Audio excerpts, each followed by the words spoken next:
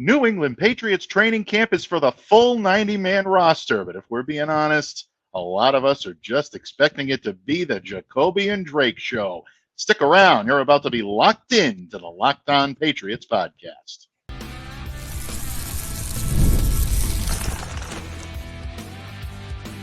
You are Locked On Patriots, your daily New England Patriots podcast.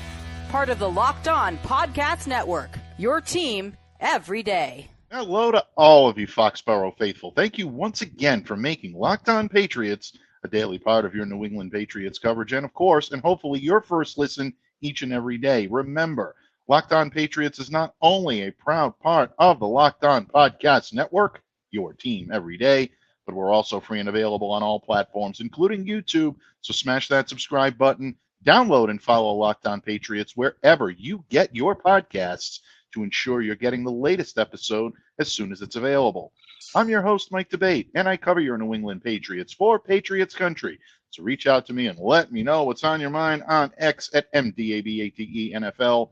While you're out there showing some love to Locked On Patriots, social media style that is, please follow our account there as well at LO_Patriots. And Pats fans, today's episode is brought to you by LinkedIn Jobs. LinkedIn Jobs helps you find the qualified candidates you want to talk to, and they help you do it faster. Post your job for free at linkedin.com/LockedOnNFL. That's linkedin.com/LockedOnNFL to post your job for free. Terms and conditions apply. And Pats fans, thank you for joining us here today on this Monday episode. It is Monday. The weekend is over. And for the first time in a long while, I think a lot of us are psyched that the weekend is over because it means Patriots football is almost back on the practice fields adjacent to Gillette Stadium. Training camp beginning Wednesday morning, 11 a.m. And of course, here on Locked On Patriots, we're going to bring you not only boots on the ground coverage, live analysis from Foxborough, but we're also going to continue to break down all the ins and outs of every storyline. And it's been a little heavy on the defensive side of the ball here the last couple of days on Locked On Patriots. So in true Monday fashion, we delved into the mailbag and took a look at the most popular questions submitted.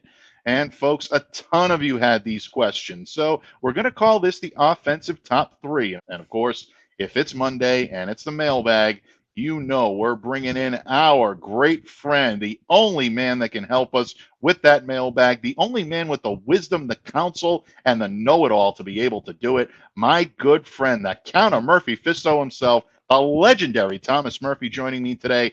Thank you for coming to me in friendship and kicking off training camp week. Don Murph.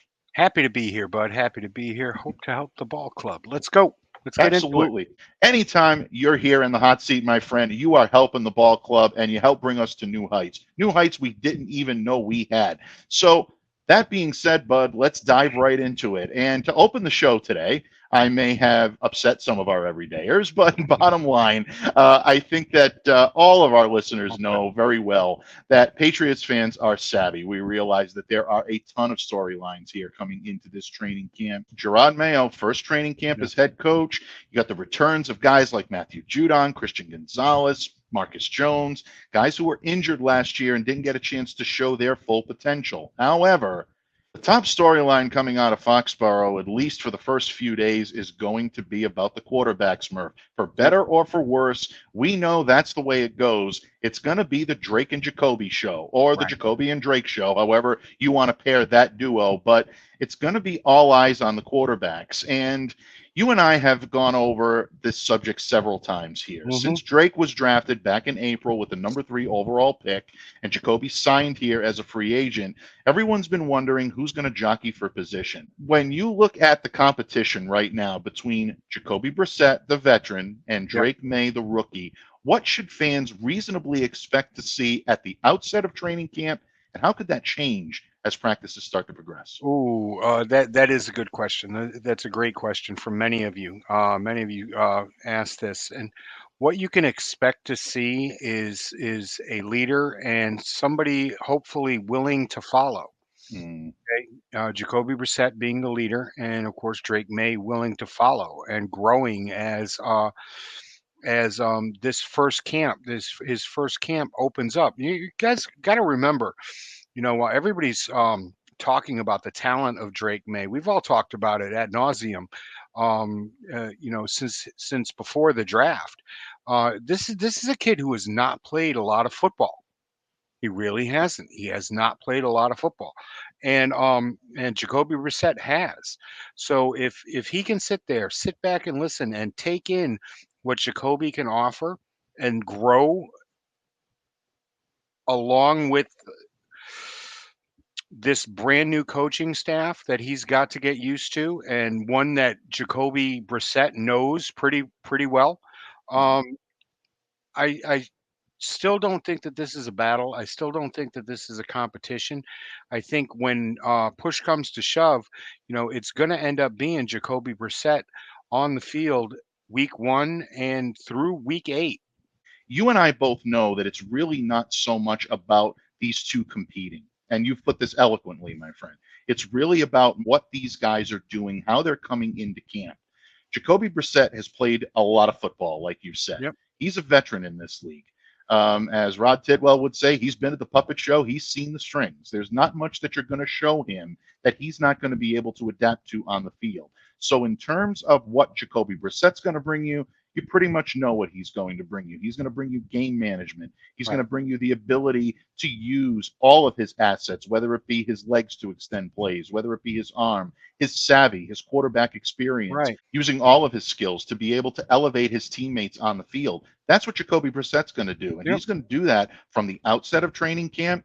And to be honest, Murph, I don't expect that to change much. I don't No. think Jacoby's going to come in and change his game. He knows what he is. Alex Right. Van Pelt knows what he is. He's coached him before. What I'm looking for is what Drake Maye does, how he comes in after a rookie mini camp and a mandatory mini camp and a handful of OTAs and Yeah. off-season workouts to see how he came in and is he ready to go.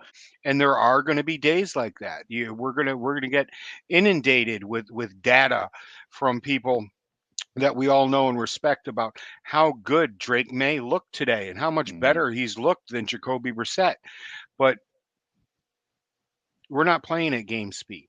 Mhm. We're not seeing what defenses he's facing right now and what he's going to go up against in practice as compared to what he would go up against in week 1 or in the preseason. Just pump the brakes. That's all I'm saying, folks, is he's going to look good. He's a good, talented young kid. Mhm.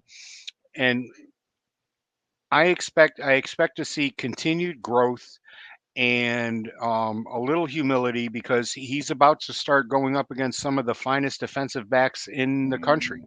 in Good the point. NFL. Very good point. And this defense is certainly a great litmus test for Hmm. any quarterback, whether you're a veteran or whether you're a rookie. If you can get plays and you can make plays against this defense, you know Yep. you're doing something great. And another point that I want to circle back to that you just made that I thought was brilliant was the fact that the big play is going to be there. You're Yep. going to see Drake Maye make big throws during this training camp season. He's going to wow you with his arm strength. He's going to make an off balance throw that people are going to Yep. say, Patriots haven't had a quarterback that can do this in quite some time. Maybe he even does it a little bit better than Tom used to do during practice. All right, maybe I'm getting a little ahead of myself here, Okay. Murph, but we are going to He hear looks that. We're better than going to Jim hear Plunkett. exactly. That's right. We're going to hear them tout his athleticism. Yeah. We're going to hear them tout his arm. I think the best thing for Patriots fans to do right now is enjoy the big play. Don't Yep. fall in love with it. If there's something that you should be falling in love with this kid when it comes to being a quarterback in this league, fall in love with the fundamentals. Look at Right. his footwork. That's what you want to see Look from at Drake Maye. how he reads the defense across the line of scrimmage from him. Absolutely. See if he can Absolutely. call out the hot read. Mhm. Things of that nature. Those are the things that you want to look at right now from Drake Maye. Not whether or not he threw an off balance pass that went off of somebody's helmet and ended up in the hands of oh God, man, who any one of his wideouts, Jalen Polk. Mhm. Okay, Jalen Polk made a fantastic catch today. Great. That's fantastic. Okay, go and we'll look at it on film, and everybody will cheer now because we've got a new cover boy here on the Patriots media guide this year, and or the yearbook. What was it? The media guide or the yearbook that they put Mayo on? That was the yearbook. The yearbook. Yeah, it was the yearbook. And so there's your cover boy. That was a smart move. It was a smart move not to put Drake Maye on this cover. Okay, it was a smart move of Mayo to take the hit and say, "Yep, I'm the buck stops here," and because that's what that's saying right there. And but no, he's going to have his days. He's going to look great. He's going to look terrible, and in the middle, Jacoby's going to look steady throughout, and he's going to end up being the starter week 1. And again, folks, it really does. It comes down to repetition, it comes down to familiarity, and it also comes down to reliability. And these are things that Drake Maye will eventually grow into. But I think we're probably being a little over aggressive to say that he's there yet. What I'm most looking forward to is exactly what you laid out. You want to see how he's going to read the opposing defense. Can he make the hot read? Is he picking up little nuances at the line of scrimmage that allows him to dictate what his team's going to do before the ball is snapped? This is what makes an NFL quarterback. It's what's going to take Drake Maye from being a good quarterback to a potentially great quarterback if he can master these fundamentals. Obviously, during mandatory minicamp and rookie minicamp, we saw Drake make a departure from some of the mechanics that he's used to. Alex Van Pelt making him lead the shotgun with the left foot as opposed to the right to make sure that he stays in rhythm. Right. Working with his footwork over and over again, making sure that he's reading what needs to be done and taking the check down when it's available rather than gunning the ball every single time or trying to make something happen off balance simply because he has the athleticism to do so. You can't always play with your gut. And that to me is what's going to show maturity in Drake Maye. Not going to be cleaned up overnight. There's still going to be times out there this year, including when he finally does take the reins of this team, that you're going to say that's a rookie mistake. But at the same time, is he growing each and every time he's out there? Are we seeing improvement? The one thing that I did enjoy, or the one thing that made me feel good about this kid, is we saw progression from rookie minicamp to mandatory minicamp. How much progression is he making into training camp now? That, to me, I think is the biggest story coming out of the quarterback room this year. But I agree. Awesome stuff, Murph. We're already off to a great start. Our everydayers out there have packed the mailbag with great questions, and they continue to do so because a quarterback is only as good as his targets. So who will emerge as either Drake Maye or Jacoby Brissett's top target? Will it be a wide receiver? Will it be a running back? Will it be a tight end? Murph and I are going to delve a lot deeper into that subject in just a moment when this episode of the Locked On Patriots podcast continues, a proud part of the Locked On Podcast Network, your team every day. Listen up, Locked On listeners. I know you love sports. I love sports. As a matter of fact, I love them so much that I never want them to stop. But with the playoffs now firmly behind us, we get fewer games, and the sports just aren't sportsing like we want them to. But FanDuel lets me keep the sports going whenever I want. All I have to do is open the app and dream up bets anytime I'm in the mood. And this summer, FanDuel is hooking up all customers with a boost or a bonus daily. Yeah, that's right, folks. There's something for everyone every day, all summer long. So head over to FanDuel.com and start making the most out of your summer. That's FanDuel.com. FanDuel, official sports betting partner of Major League Baseball. Patriots fans, thank you once again for joining us here today on Locked On Patriots. Murph, we are hours away from the start of 2024 training camp. Jerod Mayo, his first training camp as head coach. Drake Maye, his first training camp as an NFL quarterback, as quarterback of the New England Patriots. The previous segment, we kind of tipped our hand a little bit and believe that Jacoby Brissett will get the ball on opening day, but eventually this will be Drake Maye's team, whether it's earlier in the season, midway, later, maybe even next season. That's still all up for conjecture. But another big key to the Patriots' offensive growth this year is not just about the quarterback position, it's about the targets that said quarterback is going to be throwing to. Patriots haven't had a whole lot of prowess in that area the last couple of years. Some of that's been because of lack of talent at the pass catching positions. Some of that has been because of poor coaching. Some of it has been because of poor quarterback play. But the Patriots are taking baby steps to make sure that they're increasing all of that. We've talked a lot about Alex Van Pelt since he's been hired, Murph. We Yep. talked a lot about Drake Maye and Jacoby Brissett. That's recent as just the previous segment, but we haven't talked a whole lot about his pass catchers. This is one of the most common questions we get, and it definitely was one of the most common questions that we've got in this offseason mailbag from the time that we opened it up post-draft. So, Don Murph, I'm going to put you on the hot seat. Do you believe that the top target of this team is going to be a receiver, a tight end, or a running back? And if so, who's it going to be? It's a wide receiver, and it's DeMario to Pop Douglas. Pop Douglas has more talent than anybody on this field right now. I think he's the one man that can go out there, make contested catches, get separation. He's going to be there. He's going to be the guy underneath that whoever is under center, and we all know eventually it'll be Drake Maye, but at the beginning we know that's not going to happen. But he's going to be the man this year. He's going to lead this team in receptions and yards and possibly touchdowns. To me, that is a great choice. DeMario Douglas is the type of player that shows progression every time he steps out on the field, and we expect that to continue this season from what we saw from him last year. He's tenacious. He's got great skills, and he's got a great desire to win. And anytime you put that all into a receiver, you're going to get a productive receiver. Regardless of whether he's built lower to the ground than some of his competition, he's going to go out there and he's going to play hard, and he's going to give you everything he has on every down. So to mention DeMario Douglas in that slot, I do not believe is a bad thing. I'm going to differ opinion with you, though, and I will say this with no disrespect intended at all of DeMario Douglas, who I believe will be the top receiver in this group this year. But I think if you're looking at the top target, go ahead. I'm going to make my friend Claire very happy. You're going to hear some squealing from West Midlands in the UK. She's going to love this response. I'm going with my guy, Hunter Henry. And the reason I go with Hunter Henry in this regard is not only is Hunter one of the more sure-handed route runners on this team, whether you're looking at a receiver or a tight end.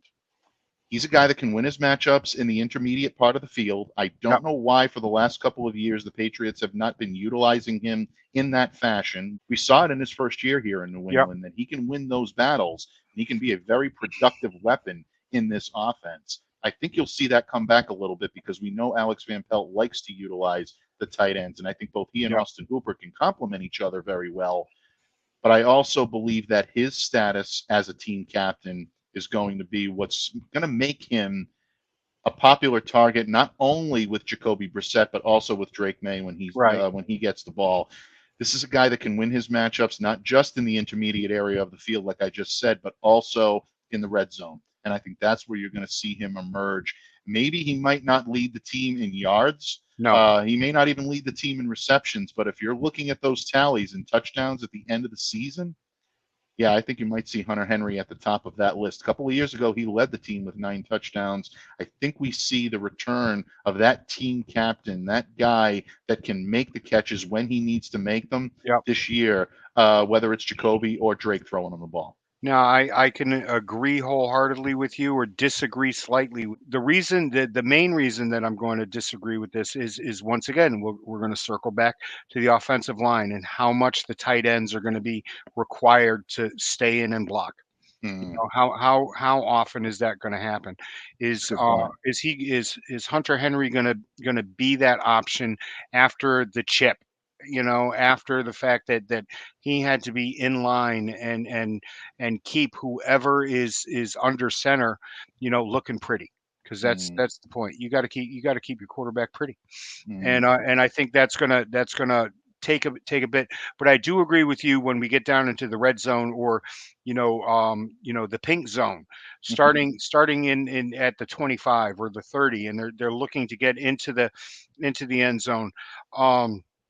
That he is gonna be out in routes. He is gonna be hauling in touchdowns, and I think he's gonna end up with double-digit touchdowns this year. But I do want to circle back to what you said about DeMario, because if in fact the tight ends are going to be otherwise indisposed when it comes to blocking, that does open up so much for receivers, and it could open up stuff for backfield receivers. Do you expect the Patriots to catch more passes out of the backfield with running backs than they have in years past, especially because of Alex Van Pelt's style? I do. I think Antonio Gibson is going to be paramount in this offense and what he's able to do, not only with his feet but with his hands. And I also, I also believe that Stevenson, Ramondre, he always looks fantastic. Ramondre. Will be catching more balls out of the backfield this year. I Mhm. just think that pop is going to pop. Yeah. And we all hope he will. Yeah. And look, bottom line, DeMario is becoming a favorite, a fan favorite here in New England very quickly. And there's a lot of great reason for that, because when you see what this kid does on the field, you really, really love it. And It's you want to sick. see more. And it really is amazing to Yeah. think about where he came from, Just where he was just think drafted. about all the tape that we watched last year and Mm, said to ourselves, why didn't he throw the ball to pop? absolutely. This year it's going to happen. Absolutely. So well said. I think this year you have the quarterbacks that are going to make it Yeah. happen, and I think you got the right play callers that are going to make it happen. So, folks, who do you think is going to be the top target here for your New England Patriots? Do you agree with Murph that it's going to be Pop Douglas, or do you think it's going to be another wideout?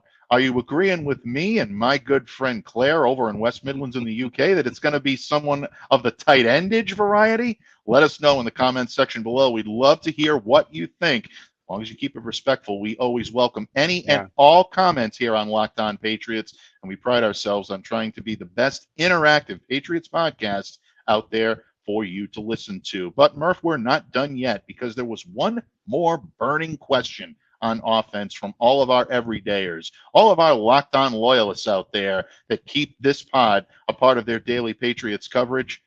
They're not worried about the guys that are going to make the team. They're worried about guys that might not make the team. A dark horse, so to speak, who has a shot to make it, might not, but at the end of the day shows you a little something extra to earn that spot. Murph and I are going to talk about our dark horse candidates on offense when this episode of the Locked On Patriots podcast wraps up right here on the Locked On Podcast Network, your team every day. Locked On listeners, when you're hiring for your small business, you want to find quality professionals that are right for the role. That's why you have to check out LinkedIn Jobs.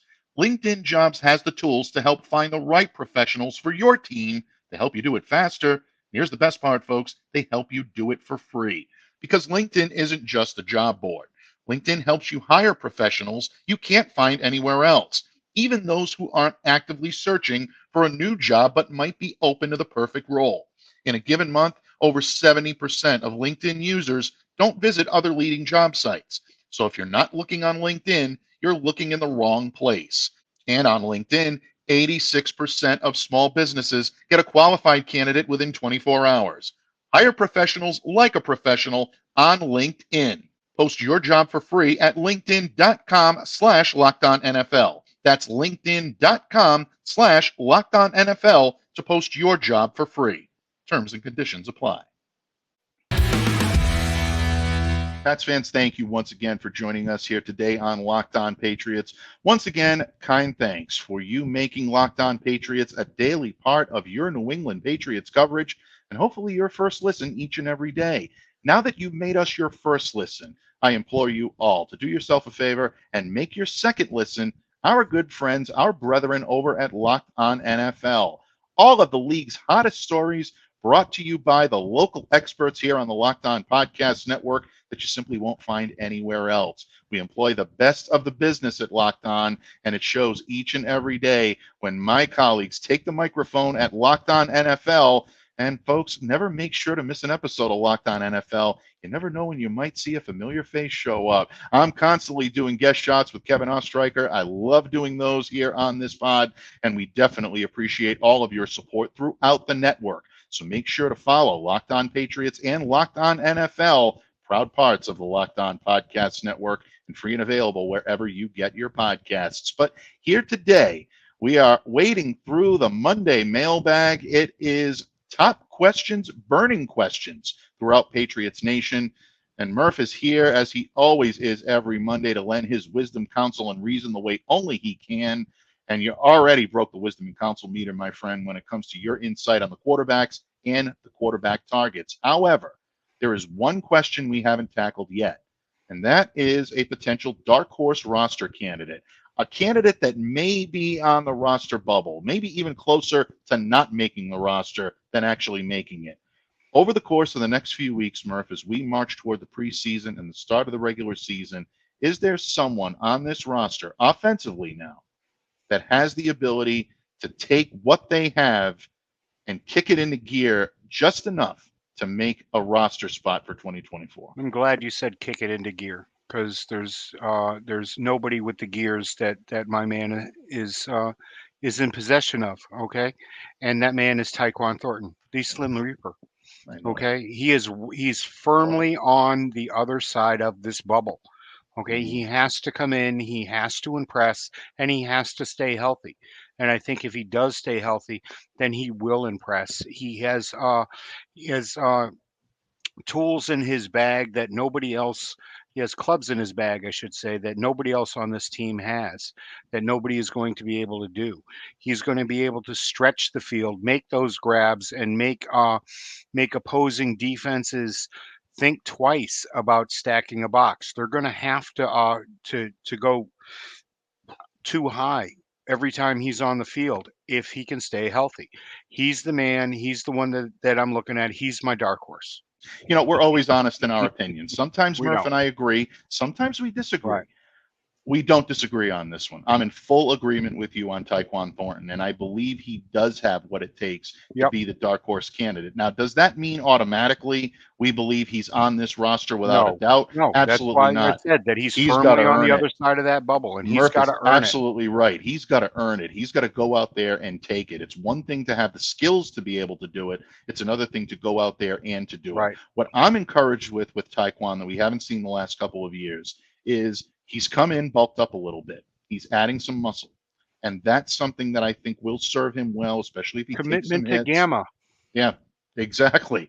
And when you do that, when you commit to something like that, even it's just a little extra padding to make sure Yeah. that you can withstand falling to the ground or taking Yep. that hit, it's important. It means a lot. And it could mean the difference between him remaining on the field or being on the shelf. Right. And I think another season where he spends any extended time on IR is probably going to spell the end of his tenure here Right. in New England.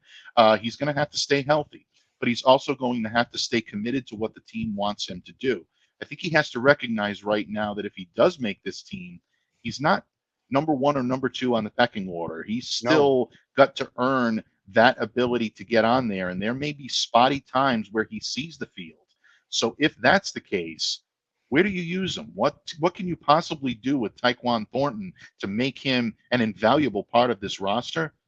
Well, you make him work with Brendan Schooler and you throw him There you over go. into the special teams. And that's exactly what the Patriots did in mandatory minicamp. Yep. I'm really going to be watching that area of the field and where Schooler is aligning and where he's doing his tutelage over the course of the next few days. And if Tyquan is glued to him at the hip, that's something to watch, folks. I do believe it's going to be on coverage teams and on tackling teams. And if that's the case, and you can teach him how to do that, yeah, he's going to beat the guys downfield each and every time. And especially with the new kickoff rules, this Right. might not be a bad time to showcase what he can do.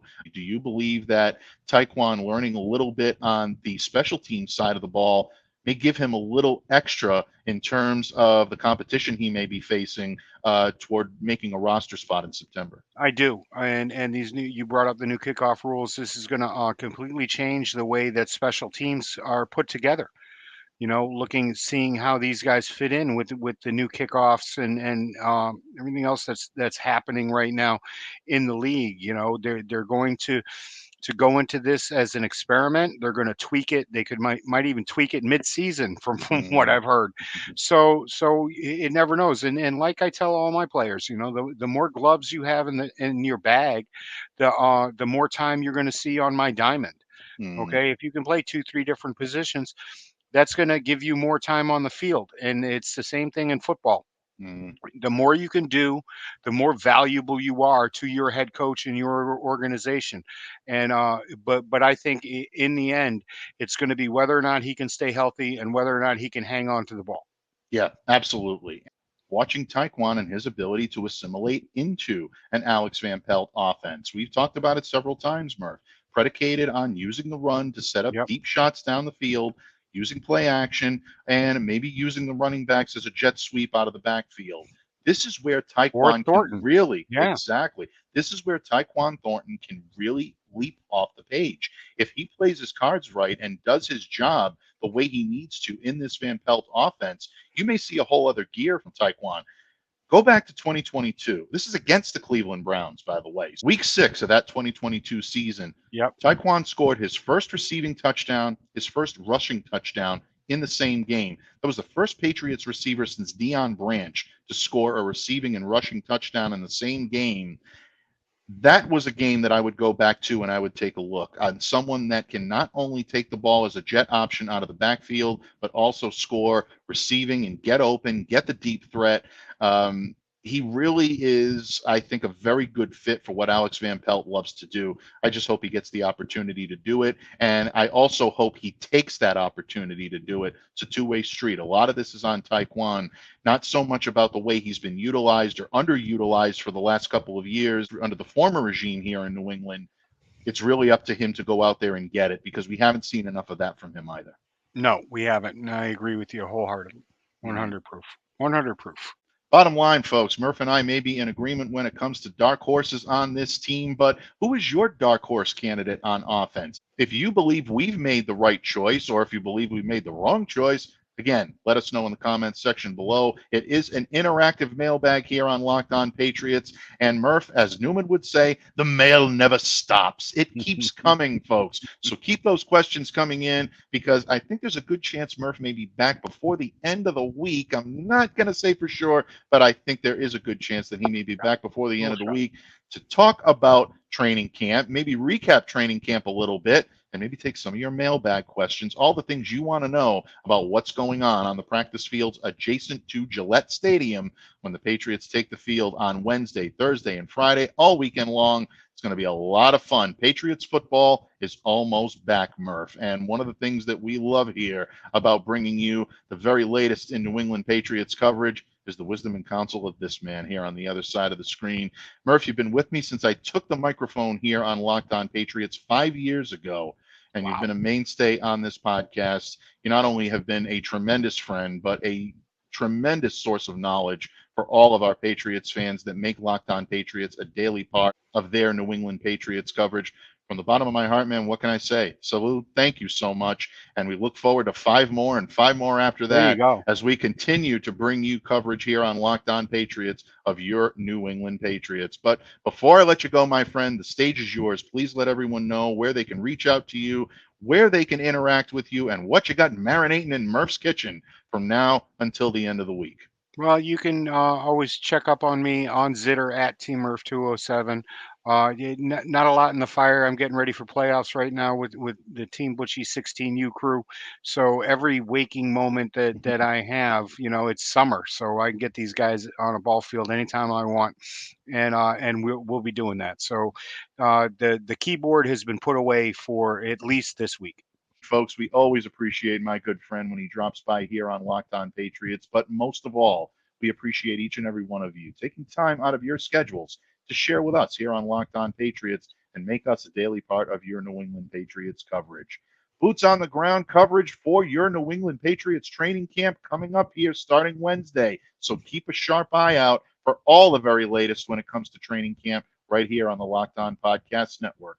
In the meantime, I'm Mike Debate, and on behalf of my good friend, the Count of Murphy Fisto himself, the legendary Thomas Murphy, I want to remind you all to stay safe and to stay well and to be the change you wish to see in the world. Have a great day, everyone, and we'll see you back here again tomorrow on Locked On Patriots.